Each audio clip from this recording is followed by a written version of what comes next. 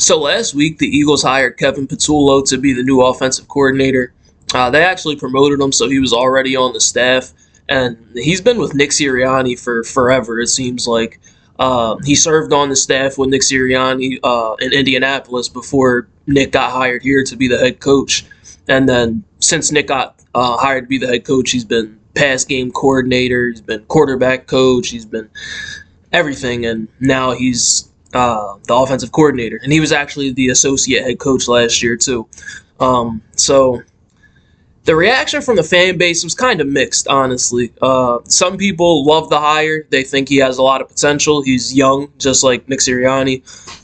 So his offensive philosophy is probably forward thinking. But the other half of the fan base they just didn't like it at all, and honestly, I don't think that they mind Kevin Patullo at all being the offensive coordinator. Everybody is just kind of soured to hiring in-house from Brian Johnson. The Eagles promoted Brian Johnson literally last year to be the offensive coordinator, and he was so bad that he got fired after one season. Now, I don't know. Was it really Brian Johnson's offense? I'm not sure, because there was a lot of speculation in the offseason about Jeffrey Lurie and Howie Roseman not really letting Nick Sirianni pick his own staff, really trying to bog down an offensive coordinator's philosophy and make them acclimate to what the Eagles do here in Philadelphia. And so, was that really Brian Johnson's offense? I'm not sure, but he was horrible. He got fired after one season, and then we all know what happened. The Eagles got Kellen Moore and flew off to New Orleans, won a Super Bowl.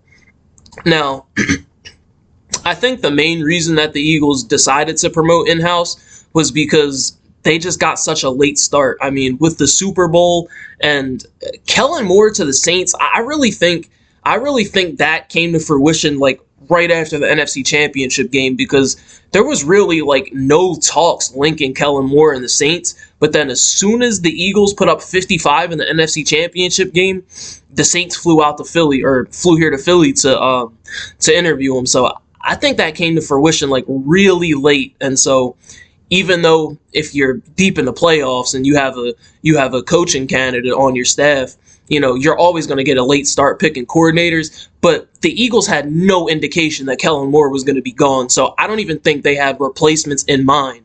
So once he took the Saints head coaching job, they kind of just had to scramble, and Kevin Patullo was who they ended up with. Now, time will tell if he'll be good, but I don't know, man. I'm kind of optimistic. At first, I was just like everybody else in Philly. Well, not everybody else, but you know what I mean. I was kind of like everybody else. I wasn't really feeling it because of Brian Johnson. Like he just ruined the promoting from in-house. He ruined that experience for everyone, and so I was kind of skeptical at first, but I don't know.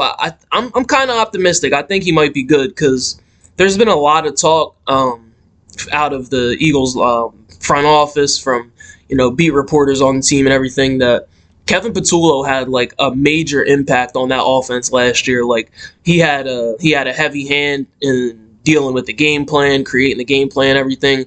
Worked well with Jalen Hurts, Kellen Moore, Nick Sirianni. And like a key part of the article that I read that I took away from it was that Nick Sirianni hardly makes any decisions, at all. Roster decisions, game plan decisions, health decisions, anything. He hardly makes any decisions without consulting Kevin Patullo. So, obviously any team is going to want to, boost up their offensive coordinator, but I think that he sounds like he has a lot of respect in that locker room. They really respect his opinion, and hopefully his offense is progressive and it's not super simple and basic and vanilla like the Eagles' offense looked for a lot of last year. So I'm kind of optimistic. I really am. And so his past stops, when he was in Indianapolis, Nick Sirianni, obviously, he was the offensive coordinator, and so Kevin Patullo, he was the quarterback's coach, and he really impressed me when he was the quarterback's coach because he held that role in the season that Phillip Rivers was in Indianapolis, and he kind of had a bounce back season because Philip Rivers, his last few years in LA, it was kind of tumultuous there. Everybody knew the writing was on the wall. It was time for them to separate, and so I think it was a free agency sign, and I forget if it was a trade or he signed in Indianapolis, but I believe he signed, and he had a resurgence. He had a career renaissance, and it was his last season, but he had a career renaissance. I believe he had 31 touchdowns and like 10, 12 picks, something like that, which was a real improvement because the season before, I think he threw 22 or 24 picks. So Kevin Patullo did a really good job with Philip Rivers in his last season. And in 2018 and 2019, he held the wide receivers coach position, and he gave T.Y. Hilton his last good season. Now, everyone knew at the end of his career that T.Y. Hilton wasn't struggling because of a lack of talent. He just couldn't stay on the field. But still, I don't think it's a coincidence that his last impactful season came when Kevin Patullo was coaching him. So he has a pretty impressive resume, and not only that, I believe back in 2015 and 2016, he was the Jets quarterbacks coach, and he was coaching Ryan Fitzpatrick.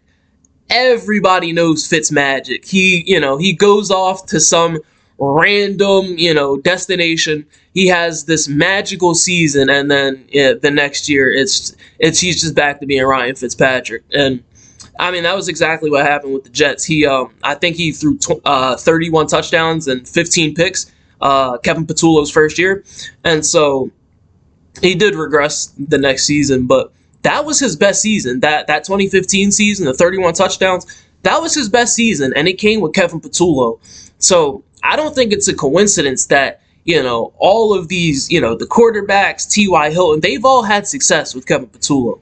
Now, notice when I was talking about the wide receiver coach position, I didn't mention anybody other than T.Y. Hilton.